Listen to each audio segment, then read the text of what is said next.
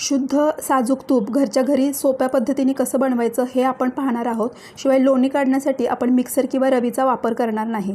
सर्वप्रथम आपण फुल फॅट दूध घ्यायचं आहे।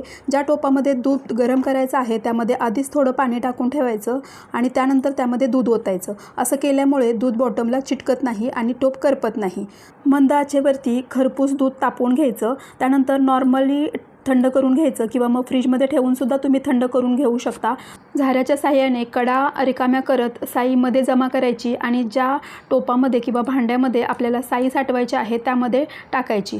त्यानंतर यामध्ये 1 चमचा विरजण टाकायचं। पहिल्याच दिवशी विरजण टाकून ठेवलं की साई कडवट होत नाही आणि यापासून निघणारं जे नंतर ताक असतं तर ते आपण खाऊ शकतो।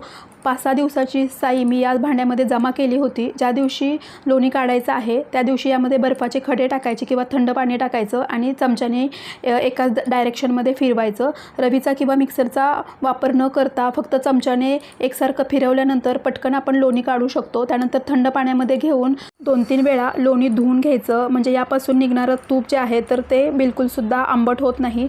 छान साजूक तूप रवाळ अगदी तयार होतं। मंद आचेवरती तूप छान कडवून घ्यायचं। थंड झाल्यानंतर एखाद्या गाळणीने भांड्यामध्ये गाळून घ्यायचं। त्याची जी बेरी असते ती खालीच राहते। तुम्हाला हवं असेल तर ही बेरी यामध्ये साखर किंवा चटणी टाकून तुम्ही भाकरीसोबत खाऊ शकता। शुद्ध तूप तयार आहे।